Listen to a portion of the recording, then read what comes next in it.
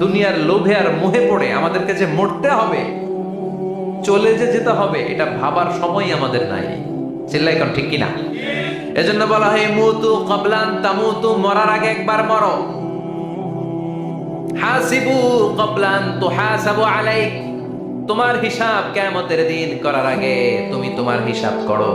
জীবনে কি কি পাপ করেছি আমি জানি, আমার চেয়ে ভালো কেউ জানে না। চিল্লায় বলেন ঠিক কিনা? কি কি অন্যায় করেছি আমার হৃদয়ের মধ্যে কথাগুলো আছে না নাই? পৃথিবীর কেউ না জানলেও আমি জানি কি জানি না? পৃথিবী না জানুক আমি তো জানি, আমি কি পাপ করেছি হায়। পৃথিবী না জানুক আমি তো জানি, আমি কি পাপ করেছি হায়। আমার পাপের করলে বিচার, বাঁচার উপায় নাই আমার। দয়াময় প্রভু মাফ করো আমায়, মাফ করো আমায়। পড়ে না আমি আর জোরে আমিন। এজন্য হাসিবু ক্বাবলা আন তুহাসাবু আলাইক, তোমার হিসাব বসার আগে নিজে হিসাব করো কি কি করলা। আসল মরণের দিন শটান হয়ে তো শুয়ে পড়ো ভাই, মরার আগে আরেকবার মরো। মরার আগে আরেকবার কি করবেন? কথা বলেন, মরার আগে কি করতে হবে? হঠাৎ একদিন বিছানায় শটান হয়ে শুয়ে যান, চক্ষুটা বন্ধ করেন, ভাবেন মরে গিয়েছেন। এই তোমার কুলমাউত চলে এসে রুহুটা নিয়ে গেল। আত্মীয় স্বজন চিৎকার চেঁচামেচি শুরু করে দিল, কান্নার রোল পড়ে গেল চারদিকে। মাইকের মধ্য দিয়ে, মসজিদের মাইকে অ্যানাউন্স হয়, অমুক এলাকার নিবাসী অমুক ভাই আমাদের মধ্যে দুনিয়ায় নাই, তার জানাজা হবে এশার নামাজের পর। সবাই এসে রুহের মাগফিরাত করে। সবাই আপনারে দেখতে আসবে, কেঁদে কেঁদে লোকজন আপনারে কবর দিতে আসবে। চিল্লায় বলেন ঠিক কিনা? কেঁদে কেঁদে সবাই আসবে, দেখার জন্য আসবে। ছেলেগুলো কাঁদবে, স্ত্রী কাঁদবে, বাবা মা কাঁদবে, বন্ধু বান্ধব কাঁদবে। আর ঘরের মধ্যে রাখা হবে না। এবার আপনাকে গোসল দেওয়ার পালা। চক্ষু বন্ধ করে চিন্তার দরকার আছে না নাই? কথা বলেন। হঠাৎ করে, হঠাৎ করে শুনবি একদিন আমার মৃত্যুর খবর। কেঁদে কেঁদে আসবে সবাই দিতে আমায় কবর,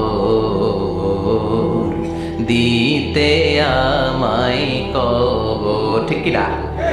একটু চোখটা বন্ধ করে ভাবেন, আপনাকে গোসল দেয়া হবে, জামাগুলো খোলা হবে। এত টাকা দিয়ে যে দামি গোসলখানা টাইলস লাগিয়ে ঘরে বানালেন, আপনার শেষ গোসলটা কি ওই দামি গোসলখানায় হবে? লাশ যেখানে ধোয়া হয় ওই জায়গায় ধোয়া হবে। আপনাকে কাফন পরানো হবে। আপনার কলিজার টুকরা ছোট বাচ্চাটারে বলা হবে, আব্বু দেখে যাও তোমার বাবারে শেষবারের মতো দেখো। আপনার বাবা মা শেষবারের মতো একটা নজর দিয়ে আপনার চেহারাটা দেখে নিবে। বন্ধু বান্ধবরা শেষবারের মতো একবার আপনারে দেখে নিবে। জানাজার জায়গায় নেওয়া হবে। হবে না এই ঘটনাটা আমাদের? হ্যাঁ, হবে কি না? হাজার হাজার মানুষ শেষ বিদায় দেওয়ার জন্য আসবে। চারটা তাকবীর দিয়ে ইমাম নামাজ শুরু করবে। আল্লাহু আকবার, আল্লাহু আকবার, আল্লাহু আকবার, আল্লাহু আকবার বলে নামাজ শুরু করবে। নামাজ শেষ। এবার পালকিতে করে কবরে যাওয়ার পালা। যেতেই হবে, যেতেই হবে। পালকিতে করে লোকজন নিতে শুরু করবে। কবরস্থানের ওই জায়গায় যেখানে মানুষ বছরে মানুষ না মরলে যায় না, ওই গহীন নিঝুম কবরস্থানে ঢুকানো হবে। পালঙ্ক থেকে নামিয়ে আপনার জন্য করে রাখা আগ থেকে কবরটার মধ্যে শুইয়ে দেয়া হবে। উপরে বাঁশ দিয়ে ছাউনি, শেষবারের মতো সবাই দেখে বাঁশের ছাউনির উপরে মাটি চাপা দিবে। ঠিক কিনা? চলে যাবে সবাই, কেউ নাই, অন্ধকার, শুধু অন্ধকার। এই অন্ধকার যেন শেষ হতে চায় না। এই ঘটনা ঘটবে না আমাদের? কথা বলেন, ঘটবে কিনা? এজন্য মরার আগে এগুলো চিন্তার দরকার আছে না নাই? মরার আগে আরেকবার মরার দরকার আছে না নাই? এজন্য রব্বুল আলামিন বলেন, বাল তুসিরুনাল হায়াতাদ দুনিয়া ওয়াল আখিরাতু খায়রুন ওয়া আবকা। এই দুনিয়ার জীবনটাকে তোমরা আসল জীবন মনে করো, এটা আসল জীবন নয়। আসল জীবন হলো কবরের জীবন। চিল্লায় বলেন ঠিক কিনা? আল্লাহ তোমার এই দুনিয়া, আল্লাহ তোমার এই দুনিয়ায় কেউ আসে কেউ চলে যায়, তবু তোমার ভয়ে কারো কাঁদে না হৃদয়। এই দুনিয়াতে আমার বদলে গেল মন, চারিদিকে দেখি শুধু সুখেরই স্বপন। ভাবলো না মন আল্লাহ ছাড়া,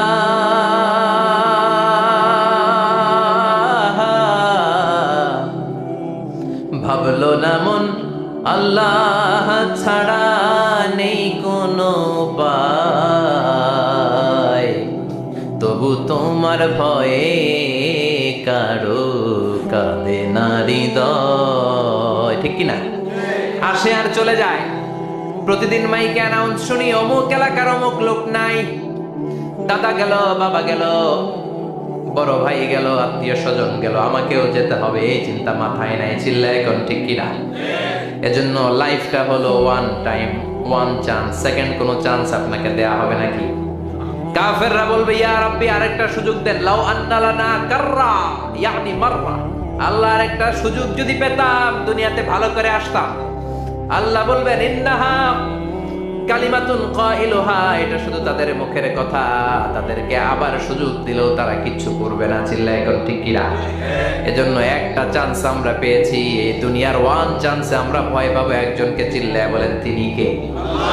এজন্য যেতে আমাদেরকে হবে। এই মরণ থেকে পালানোর কোনো সুযোগ কেউ পালাতে পারে নাই। এই মরণ হলো আখিরাতের প্রবেশদ্বার। মরণ নামক পালকিতে চড়ে আমরা কবরের ভেতরে ঢুকি। মরণ হলো প্রথম পর্ব, কবর হলো দ্বিতীয় পর্ব। যেরকম ঠিক কিনা? এজন্য বিশ্বনবী বললেন, আল কবর রাউদাতুম মিন রিয়াদিল জান্নাহ আও হুফরাতুম মিন হুফারিন নার। কবর হলো কারো জন্য জান্নাতের বাগান, কারো জন্য জাহান্নামের গর্ত। আমরা বলি, আল্লাহ আমাদের কবরটারে জান্নাতের বাগান বানাও। আরো জোরে পড়েন আমিন। আবার বিশ্বনবী বললেন, ইন্নাল কবরা আউয়াল মানজিল মিন মানাজিলিল আখিরাহ। কবর হলো আখিরাতের মানজিলগুলোর প্রথম মানজিল। আখিরাতে একটার পরে একটা অনেকগুলো স্টেশন আপনাকে পার হতে হবে। প্রথম স্টেশনটার নাম হলো কবর। প্রথম স্টেশনের নাম কি? এই কবর নামক স্টেশনে যদি আপনি মাফ পেয়ে যান, সামনের সব স্টেশনগুলোতে মাফের ব্যবস্থা করবে কে? আল্লাহ। আর কবর নামক স্টেশনে যদি ধরা খেয়ে যান, আপনার মায়ের আছে না নাই? লাশটাকে যখন রাখা হয়, লাশটা চিনে কে আমারে রাখলো, কে আমাকে ধৌত করলো, কে আমারে কাফন পড়ালো। এজন্য বিষ্ণুই বলেছেন, মুমূর্ষের সামনে বসে বসে পড়ো, লা ইলাহা ইল্লাল্লাহু মুহাম্মাদুর রাসূলুল্লাহ। লাকিনু মাউতাকুম লা ইলাহা ইল্লাল্লাহ। মুমূর্ষের সামনে দাঁড়িয়ে দাঁড়িয়ে পড়ো, লা ইলাহা ইল্লাল্লাহ। এই লা ইলাহা হচ্ছে জীবিতদের জন্য কালিমা, আর আমরা মরার পরে এই জিকির করি। ঠিক না? আমাদের দেশের অনেক জায়গায় লাশ নিয়ে কবরে যাওয়ার সময় লা ইলাহা পড়ে না। না, এটা আগের জিকির, মরার আগের জিকির। মরার আগে আপনাকে অ্যানাউন্সমেন্ট দিতে হবে, আল্লাহ ছাড়া কোনো ইলাহ নাই, বিশ্বনবী হচ্ছেন শেষ নবী এবং রাসূল। চিল্লায় বলেন ঠিক কিনা? লাশটাকে যখন রেখে দেয়া হয়, বিশ্বনবী যত মানুষকে কবরে রেখেছেন, তারপরে দাঁড়িয়েছেন আর বলেছেন, ইস্তাগফিরু লিআখিকুম, তোমার ভাইদের জন্য তোমরা দোয়া করো। ফাইন্নাহু লানা ইউসাল, এখনই তাকে কবরে সওয়াল করা হবে। কবরে প্রশ্ন আছে না নাই? কথা বলেন। বিশ্বনবী খাদিজাতুল কুবরা, ওনার প্রথম স্ত্রী খাদিজাতুল কুবরা তাহেরাকে কবরের মধ্যে রেখে দিয়ে কাঁদতে শুরু করলেন। চোখের পানি ছেড়ে অনেক দোয়া করলেন। দোয়া শেষে সব সাহাবারা ঘরে ফিরে যায়, বিশ্বনবী যায় না। সাইয়েদনা আবু বকর বললেন, ও নবী চলেন ঘরে যাই।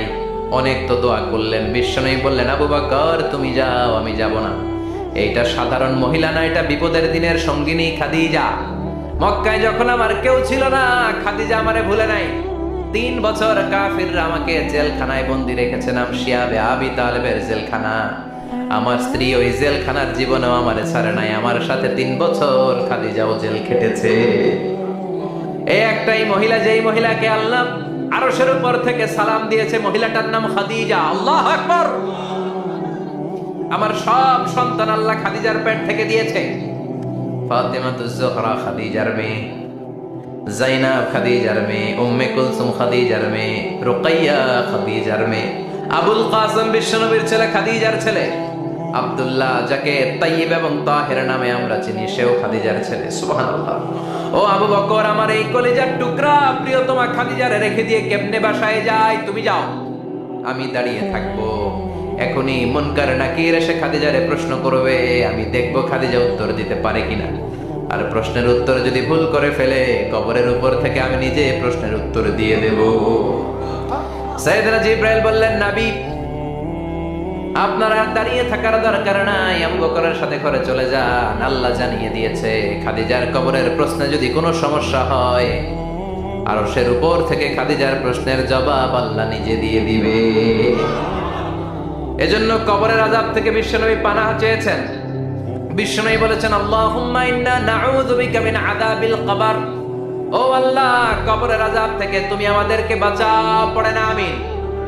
কবরে মুমিনদেরকে 4টা প্রশ্ন করা হবে, কাফিরদেরকে 3টা প্রশ্ন। চিৎকার করে বলেন, মুমিনের প্রশ্ন কয়টা?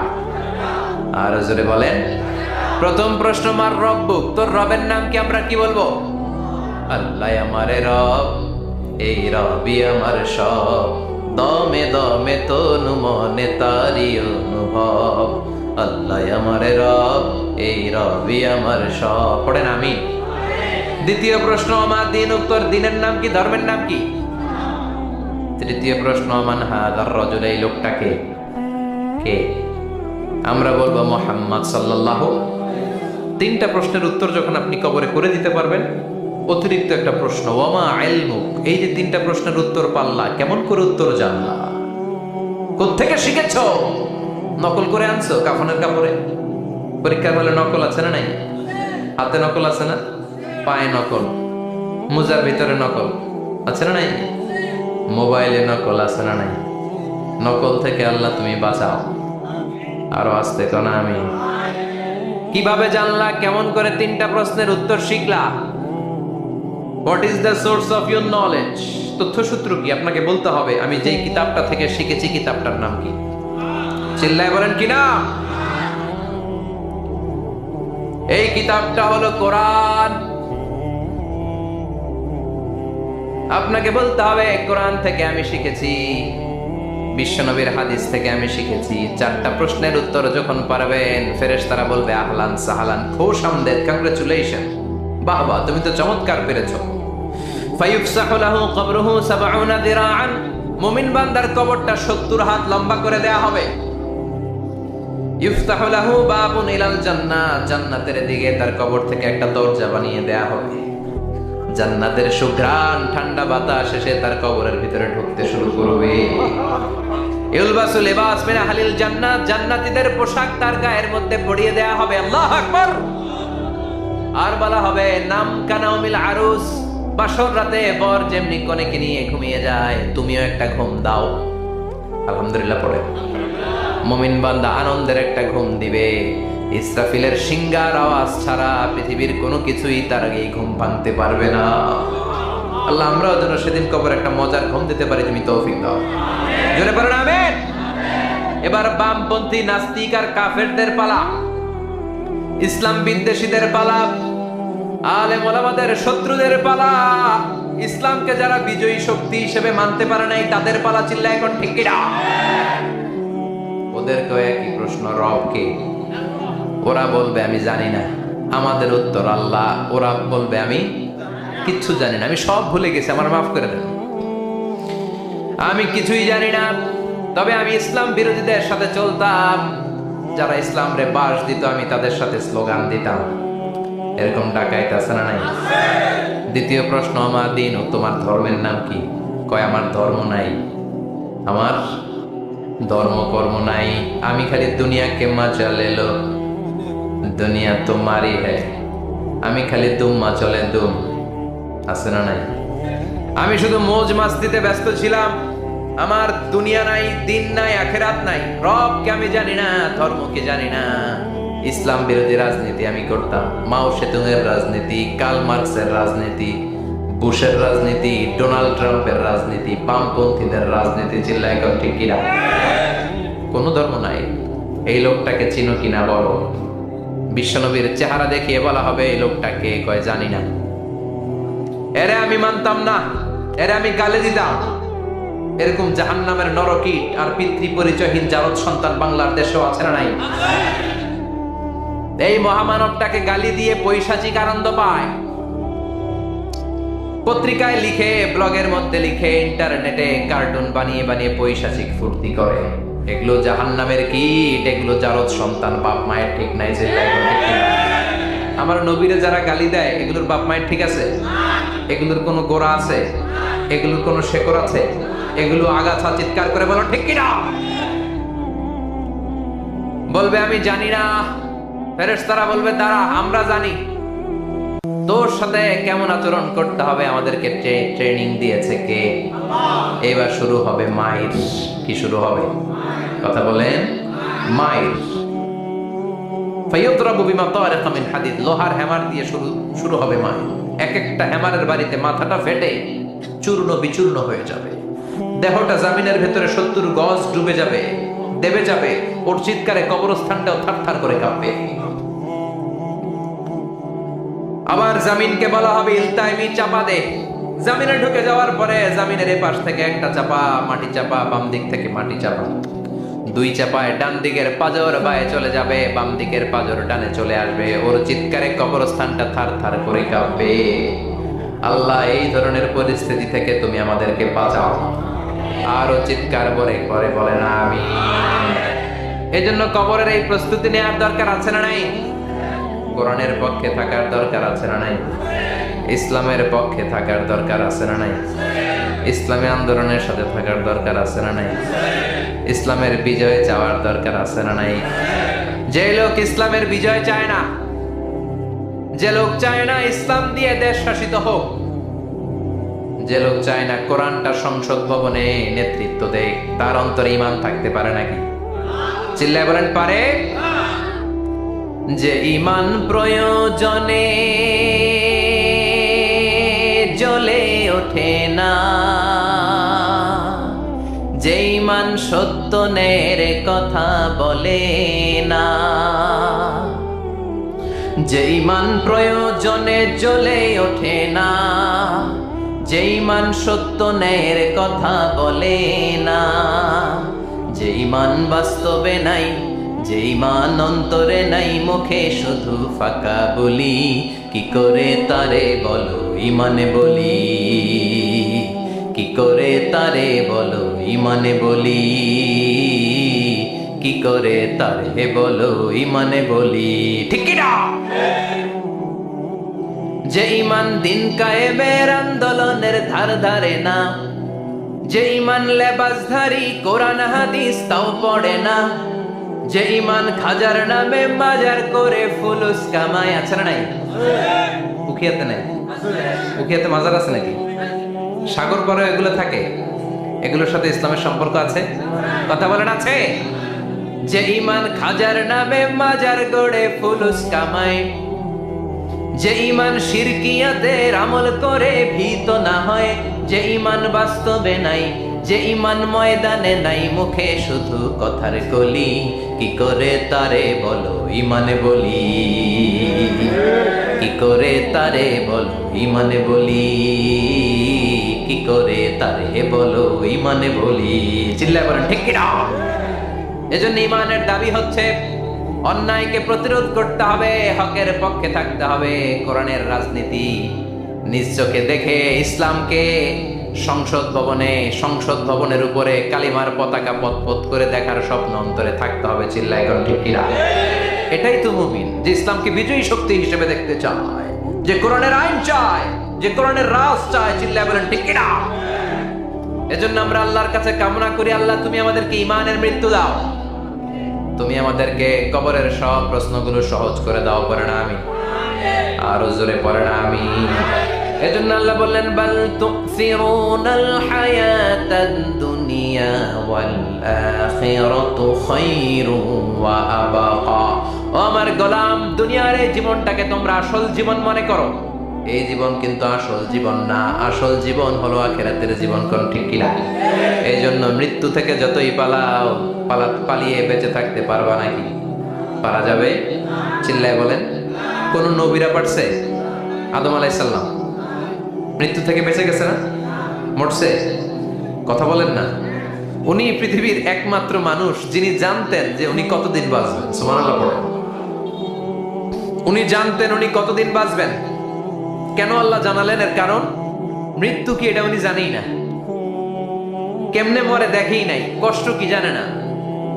আমরা আমাদের দাদাকে মরতে দেখেছি, বাবাকে মরতে দেখেছি, মামাকে মরতে দেখেছি, মরণের কত কষ্ট আমরা দেখি, এজন্য ভয় আছে না নাই? আদম আলাইহিস সালামের দাদা আছে নাকি? বাবা, মামা, খালু, শালা আছে নাই? এজন্য মৃত্যু যে কেমন এটা উনি জানতেন না। এজন্য আল্লাহ জানিয়ে দিলেন, আদম পৃথিবীতে তুমি 1000 বছর বাঁচবো। আলফু সানা। লাম্মা খালাকাল্লাহু আদামা ওয়া কানা তুলুহু 60 দিরাআন। বুখারীর বর্ণনা আছে, সাইয়েদনা আদম আলাইহিস সালামকে বানানোর পরে আল্লাহ 60 হাত লম্বা বানালেন। কয় হাত? জোরে বলেন, আরো জোরে। 60 হাত লম্বা। এরপরে ওনার ঔরসে পৃথিবীতে যত নারী আসবে, পুরুষ আসবে রূহের জগতে, সবগুলো রূহকে বসিয়ে দিলেন বৈঠকে। সুবহানাল্লাহ। বিশাল কনফারেন্স রুম। আমরাও ছিলাম না? আমাদের রূহটাও ছিল। সাইয়েদনা আদম বললেন, আল্লাহ এরা কারা? আল্লাহ বললেন, আদম এগুলো সব তোমার সন্তান। সাইয়েদনা আদম অবাক দৃষ্টিতে, অপলক নয়নে নিজের সন্তানদের রূহগুলো দেখতেছিলেন। দেখতে দেখতে হঠাৎ একটা রূহকে ভালো লেগে গেল। বললেন, আল্লাহ এটা কার রূহ? আল্লাহ বললেন, এটা দাউদ আলাইহিস সালামের রূহ। পড়েন সুবহানাল্লাহ। আল্লাহ এটাকে দেখতে বড় ভালো লাগে। কার রূহ? এটা তোমার ছেলে নবী হবে, নবী দাউদের রূহ। কাম উমরু, আল্লাহ দুনিয়াতে সে কয়দিন বাঁচবে? আল্লাহ বললেন, 40 সানা, 40 বছর। কয় বছর? সবাই বলেন কয় বছর? 40 বছর। সাইয়েদনা আদম বললেন, মাবুদ আমার এত সুন্দর কলিজার টুকরা সন্তান দাউদ আলাইহিস সালামকে দুনিয়াতে মাত্র 40 বছর আপনি কেন দিলেন? আল্লাহ প্রথম মানুষ এবং নবী হিসেবে আপনার কাছে ফরিয়াদ করি, আমার ছেলে দাউদের বয়স বাড়ায়া দেন। আল্লাহ কয় না, হাদা কদ কুতিবা, এটা লেখা হয়ে গেছে। রুফিআতিল আকলাম ওয়া জাফফাতিস সুহুফ, লিখে ফেলছি, কলম শুকায় গেছে, কালি শুকায় গেছে, এটা চেঞ্জ করা যাবে? সাইয়েদনা আদম বললেন, আল্লাহ আমি বাঁচবো কয় বছর? কয় তুমি থাকবা কয় বছর? আলফু সানা, 1000 বছর। মনে আছে? আল্লাহ আমার 1000 বছরের দরকার নাই, আমি আমার 1000 বছর থেকে 60 বছর আমার ছেলে দাউদরে আমি দিয়ে দিলাম। আদম আলাইহিস সালামের 1000 বছর থেকে 60 বছর যদি দান করে দেয়, ওনার আর কত রইল? 940। আর 60 বছর যদি দাউদ নবীর 40 বছরের সাথে যোগ দেয়া হয়, উনি পেলেন কয় বছর? 100। সাইয়েদনা আদম পৃথিবীতে আসলেন, এসে থাকতে শুরু করলেন। দিন গড়িয়ে রাত আসে, মাস গড়িয়ে বছর আসে, বছর যায় বছর আসে। ঠিক 940 বছর পর মালাকুল মাউত আদম আলাইহিস সালামের কাছে আসলেন। বললেন, আনা মালাকুল মাউত ওয়াক্কিলা বিকুম, আপনাদের জন্য আল্লাহ আমাকে বানিয়েছে রূহ কবজ করতে। ও আদম, আবুল বাশার, পৃথিবীর প্রথম মানব, প্রথম নবী, আপনার সময় শেষ, রেডি হন। কি হন? খেলা শুরু হবে, এখনই রূহ কবজ করে নিয়ে যাব। সাইয়েদনা আদম বলে, এখন আসছো কেন? আমার আরো 60 বছর বাকি আছে। মালাকুল মাউত বলে, না, আপনি রূহের জগতে আল্লাহর কাছে আপনার সন্তান দাউদকে কয় বছর দিয়েছিলেন? 60 বছর। এজন্য 940 বছর আপনার জন্য লেখা। আমি এখন আপনার রূহ কবজ করতে চাই। সাইয়েদনা আদম বলে, আমি মানি না, আমি কাউকে দেই নাই। 60 বছর আমি দেই নাই, আমি আরো বাঁচবো, আমি আরো বাঁচবো, 60 বছর আমি বাঁচবো, আমি দেইতেই নাই। যাও। মালাকুল মাউত আল্লাহর যে বলে, আল্লাহ দেয় নাই বলে। আসলে ভুলে গেছে, আসলে আফাতুল ইলমি আন নিসিয়ান, মানুষ ভুলে যায়, মানুষ বড্ড ভুলে যায়। আমরা অনেক সময় খাইয়াও কই খাই নাই, অনেক কিছু আপনি দিছিলেন, কিন্তু ভুলে যাই গলার নিচ দিয়ে নামার পরে কই তুমি কিচ্ছু দেও নাই। আছে না নাই? নাসিয়া আদম ফানাসিয়া বানু, আদম আলাইহিস সালাম ভুলে গেছেন, তাই আমরাও ভুল করি, ঠিক কি না? এজন্য আমাদের নেতারাও বলে এটা দেব ওটা দেব, নির্বাচনের পর সব ভুলে যায়। আছে না নাই? ওই যে আদম আলাইহিস সালাম ভুলছে, আমরাও ভুলে যাই। ওনাদের দোষ কি? ভুলে যায়, বেমালুম ভুলে যায়। আল্লাহ বললেন মালাকুল মাউত আর জোরাজুরি করো না। 940 নয়, ঠিক 1000 বছর পরে আদমের কাছে যাবা। আমি আমার আদমের ভাগ্যে এই জিনিসটাই রেখে দিয়েছিলাম রে মালাকুল মাউত। আমি আগ থেকে এটাই রেখেছি, আমি জানতাম সে ভুলে যাবে। চিল্লা এখন সুবহানাল্লাহ। তার মানে পৃথিবীর সবচাইতে লম্বা মানুষ, 60 হাত লম্বা, এত শক্তিশালী আদম আলাইহিস সালাম শ্রীলঙ্কা প্রথম নেমেছিলেন। 1 লাফ দিলে আধা মাইল চলে যাইতেন। সুবহানাল্লাহ। কি লম্বা মানুষ, থাকতে পারছে? কথা নাই। ঘুমে ধরছে? শেষ করে দেই। হ্যাঁ, আরো কয়েক মিনিট চলবে, চলবে চলবে। তাকবীর দেন, লিল্লাহি তাকবীর। আদম আলাইহিস সালাম চলে গেলেন। ওনার পরের নবী ইদ্রিস আলাইহিস সালাম, উনি মরে নাই। ইদ্রিস আলাইহিস সালাম মরছেন, কে বলছে? উনিও মরেছেন। তবে ওনার মৃত্যুর আজীব এক ঘটনা আছে, অনেক লম্বা কথা।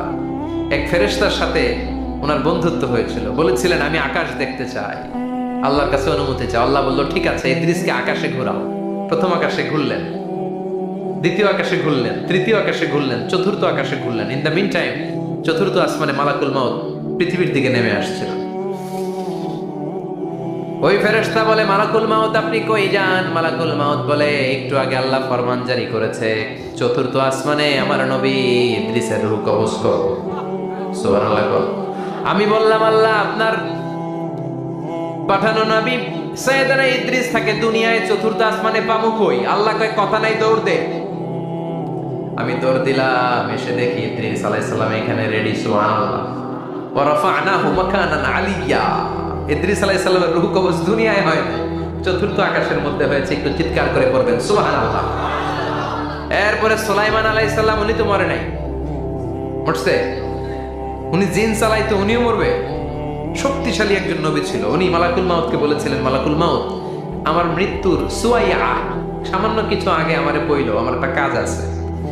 মালাকুল মাউত মৃত্যুর কিছু সময় আগে এসে বলল সুলাইমান টাইম ইজ আপ, সময় শেষ, অল্প কিছু সময় বাকি, কি করবেন করেন। সাইয়েদনা সুলাইমান জিনদেরকে ডাকলো, ও জিনেরা বিশাল একটা প্রজেক্ট আছে, প্রজেক্টে কাজ শুরু করো।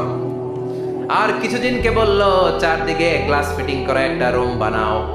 সাইয়েদনা সুলাইমান আলাইহিস সালাম গ্লাস ফিটিং করা রুমের ভেতরে ঢুকলেন। এই রুমে ঢোকার দরজা নাই, হাতে একটা লাঠি নিলেন। কি নিলেন? লাঠির মধ্যে ভর করে দাঁড়িয়ে রইলেন আর জিনদের দিকে তাকিয়ে রইলেন। জিনেরা এত বদমাশ ছিল, সাইয়েদনা সুলাইমান দাঁড়িয়ে না থাকলে কাজ করতো না। ছিল ফাঁকিবাজ। কি ছিল? দাঁড়ায় না থাকলে আজও লোকজন কাজ করতে চায় না, ঠিক কি না? মালিক দাঁড়ায় থাকলে ঠিকই কাজ হয়ে যায়। সুলাইমান আলাইহিস সালাম লাঠির মধ্যে ভর দিয়ে দাঁড়িয়ে রইলেন আর বললেন কাজ করো। জিনেরাও কাজ শুরু করলো। ওদিকে মালাকুল মাউত এসে বলে, ও সুলাইমান সময় তো শেষ। সুলাইমান বলে সমস্যা নাই, রূহ কবজ করো। উনি লাঠির মধ্যে ভর দিয়ে দাঁড়িয়ে রইলেন। গ্লাস ফিটিং করা রুমের ভিতরে কোরআন সাক্ষী। মালাকুল মাউত ওইভাবে লাঠিতে ভর দেওয়া অবস্থায়, দারুণ অবস্থায় সাইয়েদনা সুলাইমান আলাইহিস সালামের রূহ কবজ করে নিলেন। উনি এমন ভাবে দাঁড়িয়েছেন, রূহ চলে গেল, লাশ হয়ে দাঁড়িয়ে রইলেন। লাঠির মধ্যে দাঁড়িয়ে আছেন, জমিনের মধ্যে লুটিয়ে পড়ে নাই। সুবহানাল্লাহ। জিনগুলো দূর থেকে ভাবলো বস তো দাঁড়ায় আছে। কে দাঁড়ায় আছে?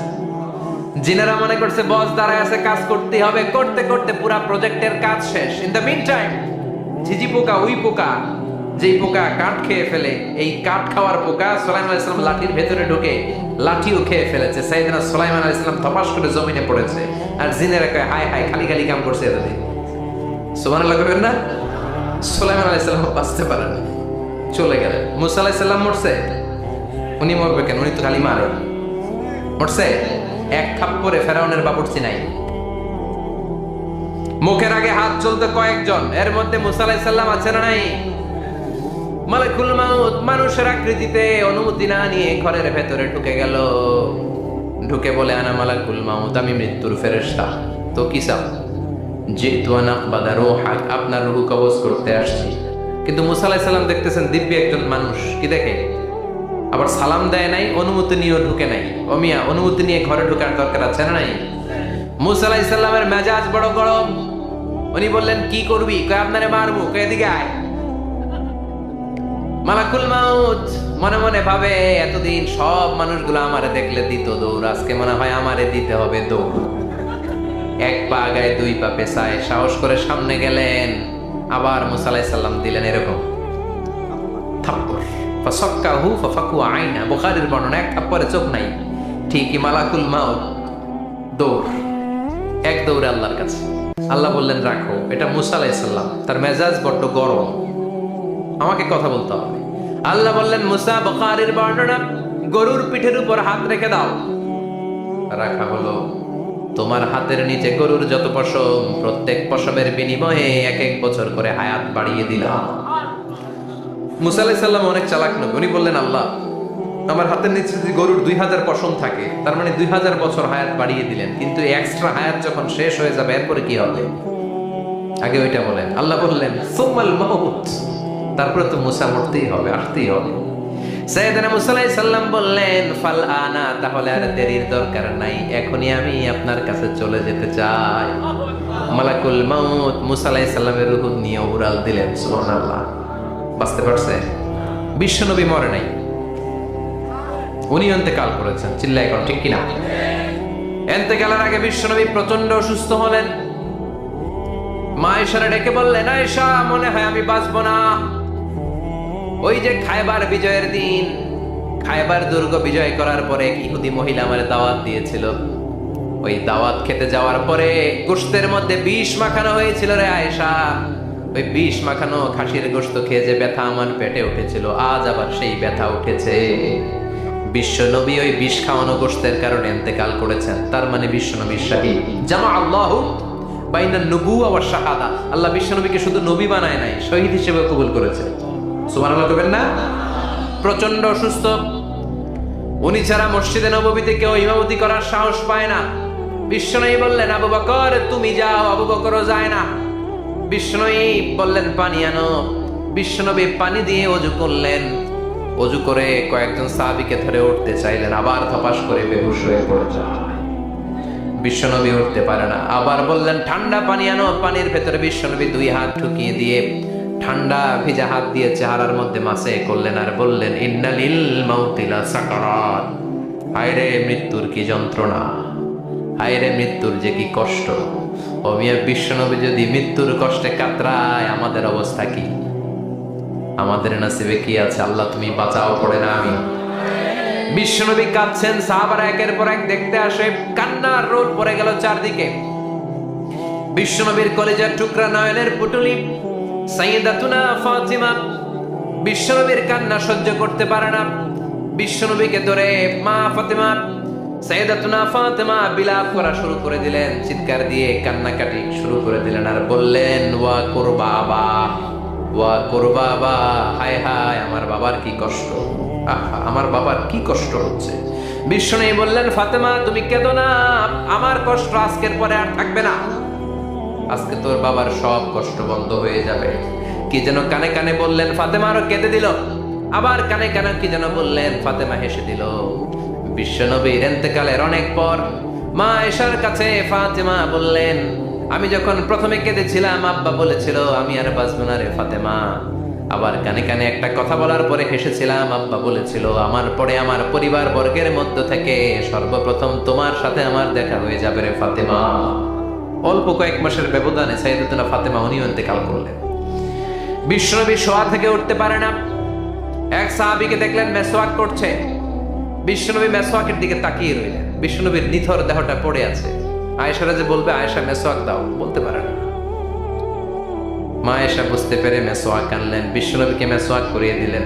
এবার বিশ্বনবী বললেন, ও আবু বকর শোনো, আল্লাহ আমাকে অপশন দিয়েছে। কি দিয়েছে? আল্লাহ বলেছে, নবী আজীবন থাকতে চাইলে থাকেন, আর আসতে চাইলে চলে আসেন। আমি থাকতে না চেয়ে আল্লাহর কাছে চলে যাওয়ার ইচ্ছা করলাম।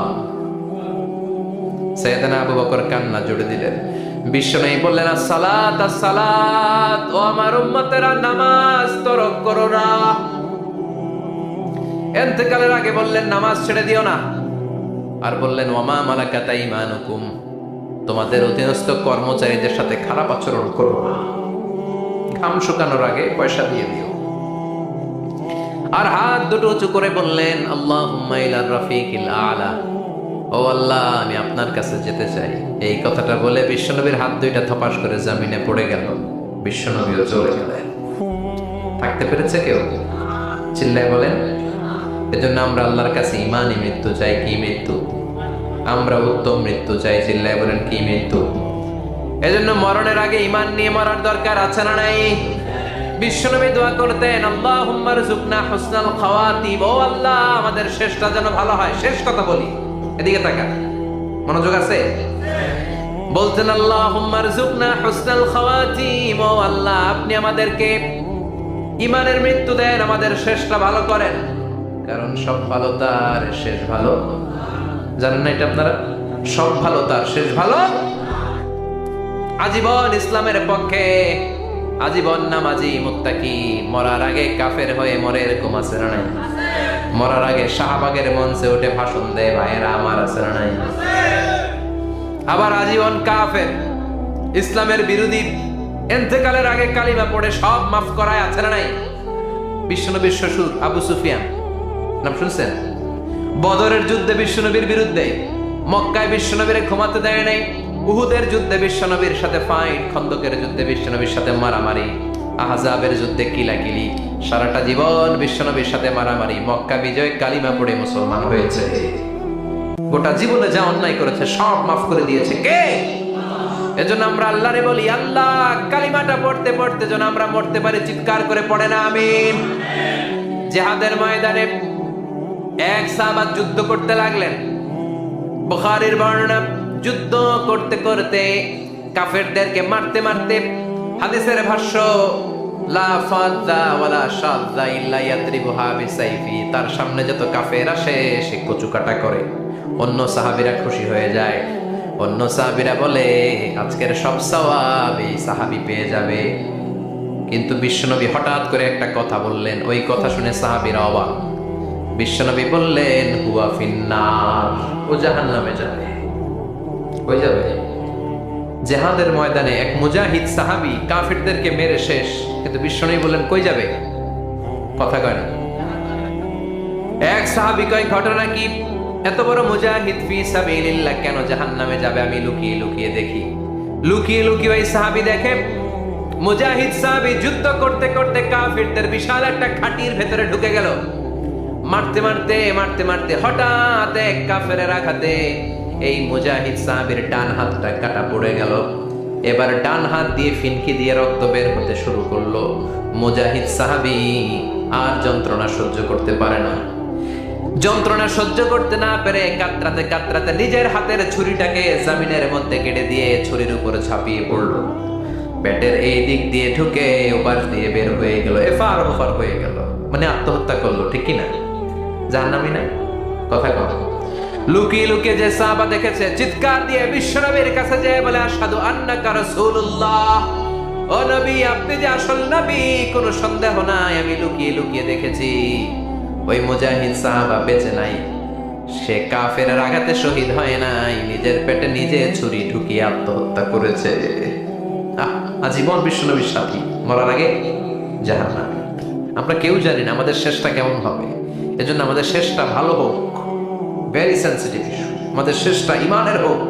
এখন যেমনি মাথা ঠিক আছে, বুদ্ধিমত্তার সাথে শাহাদাত বাক্যের উপর যেন আমরা মরতে পারি, আমরা পড়ি আমিন। চিল্লায় পড়েন আমিন। কি করে বুঝবেন মৃত্যুটা ভালো হলো?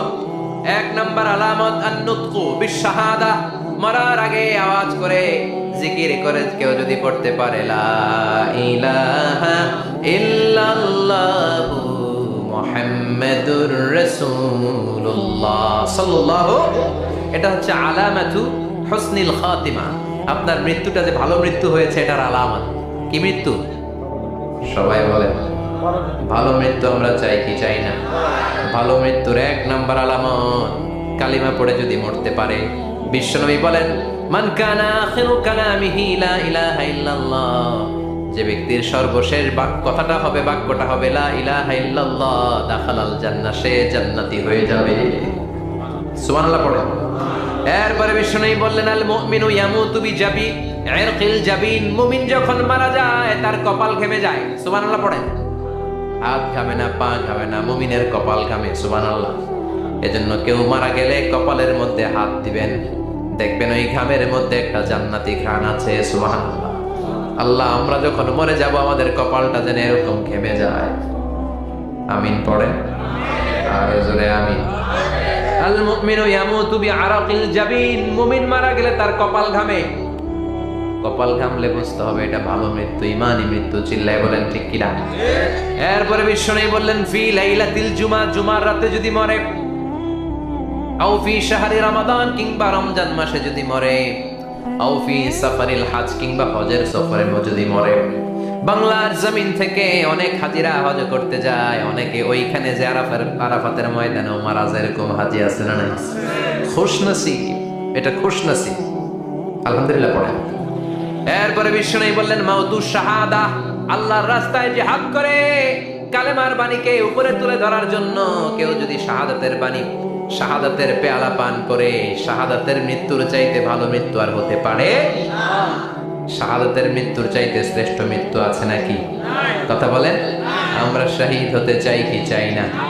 আমাকে শহীদ করে ওই মিছিলে শামিল করে নিও, আমাকে শহীদ করে সেই মিছিলে শামিল করে নিও, যে মিছিলের নেতা মীর হামজা, খোবায়েবে খাব্বাব, আল্লাহর কাছে তারা অতি প্রিয়, শামিল করে নিও, আমাকে শহীদ করে সেই মিছিলে শামিল করে নিও। পড়ে না আমি শাহাদাতের তামান্না যেই মুমিনের অন্তর নাই, অন্তরের ভেতরে নাই, ওই লোক কি মুমিন হতে পারে নাকি? মান সাআলাল্লাহ শাহাদা, বিশ্বনবী ফরমান, যে ব্যক্তি আল্লাহর কাছে শাহাদাতের মৃত্যু চায়, বাল্লাগাহুল্লাহু মানাজিলাশ শুহাদা ওয়া ইন মাতা আলা ফিরাশিহি, কেউ যদি আল্লাহর কাছে শাহাদাত অন্তর থেকে কামনা করে, রব্বুল আলামিন ওই ব্যক্তিকে শাহাদাতের মর্যাদায় নিয়ে যাবেন, যদিও সে বিছানায় পড়ে পড়ে মারা যায়। বিছানায় পড়ে মারা গেছেন, কিন্তু অন্তরে কামনা ছিল আল্লাহ আমার তুমি শাহিদ হিসেবে কবুল করো। শাহিদদের কাতারে আপনারা দাঁড় করায় দেবে কে? ওমরে ফারুক বলতেন আল্লাহুম্মা রযুকনা শাহাদাতান ফি সাবিলিক, ও আল্লাহ আপনি আমারে আপনার রাস্তায় শহীদ হিসেবে কবুল করেন। ওয়ারযুক মাউতি ফি হারামি রাসূলিক, পৃথিবীর কোন শহরে মরতে চাই না, বিশ্বনবীর শহরে মদিনা শহরে আমার মৃত্যু কবুল করেন। ওমরে ফারুক কই মরছে? কথা কম। ফজরের জামাতে ইমামতি করতে গিয়েছেন, মাওলাল মুগীরা আবু লুবলু আল মাজুসি, মাওলাল মুগীরা আঘাতে অ্যাসাসিনেটেড বাই মুগীরা, স্টেবিং করেছে এখানে, 3টা আঘাত করেছে, একটা এখানে, একটা পাজরে, একটা নাভির মধ্যে, নাভি কেটে 2 ভাগ। ওনাকে খাবার দেয়া হলো নাবিজ, দুধ মাখানো নাবিজ, ওই নাবিজের দুধ নাভি দিয়ে বের হয়ে যায়। উনি বললেন কে মেরেছে আমাকে? বলল অগ্নি উপাসক। শুকরিয়া করে বললেন আল্লাহ আমারে কোনো মুসলিম মারে নাই, কোনো মুমিন মারে নাই। উনি বেহুশ ছিলেন, হুশ ফিরে সবাইরে বললেন আসল্লান নাস, ফজরের যেই নামাজটা আমার ইমামতিতে শুরু হয়েছে 1 রাকাতের পর আমাকে মারা হলো, এবার আমাকে বলো আমার নেতৃত্বে যে নামাজটা শুরু হয়েছে নামাজটা ঠিক মতো হয়েছে কিনা। সুবহানাল্লাহ। আমারে কে মারলো? কে তোমাদের খলিফা হবে? কি হবে আমার আব্দুর রহমানের আব্দুল্লাহ? এগুলো নাই, প্রথম কথা ছিল মানুষরা নামাজটা পড়েছে কিনা। সুবহানাল্লাহ। এজন্য শাহাদাতের তামান্না সবচেয়ে বড় তামান্না। চিল্লায় বলেন ঠিক কিনা? এরপর বিষ্ণু বললেন মুরাবিতান ফি সাবিলিল্লাহ, মুসলিম রাষ্ট্রের পাহারা দেয় যারা, বর্ডার গার্ড। আমাদের দেশের বর্ডার গার্ডের কি বলে? আগে বিডিআর ছিল, এখন বিজিবি। আমার বিজিবির ভাইয়েরা না খেয়ে না পড়ে শীতের রাতে দেশ পাহারা দেয়। বিএসএফ এর গুলিতে যদি মারা যায় এটা শহীদ। সুবহানাল্লাহ। এর চেয়ে শ্রেষ্ঠ মৃত্যু আর হতে পারে? এরপরে আল মাউতু আলা আমালিন সালেহ, কোন ভালো কাজের উপর মরণ। নামাজে সেজদা দিয়েছে, সেজদা অবস্থায় অনেকে চলে যায়, এরকম আছে না নাই? তাহাজ্জুদের যায় নামাজে মরণ দিও প্রভু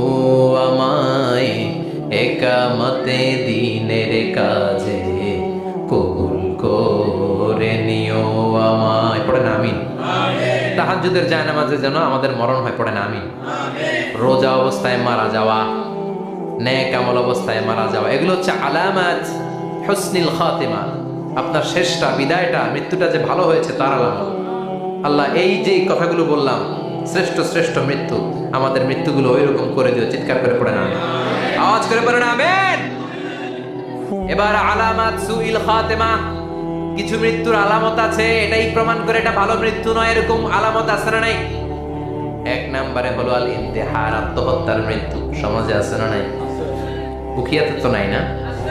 এদিকেও মরে, কি জন্য? কেন মরে? হ্যাঁ, বয়ফ্রেন্ড গালি দিছে এজন্য? হ্যাঁ, মান কাতালা নাফসাহু বিশাইইন উযযিবা বিহি ইয়াউমাল কিয়ামা।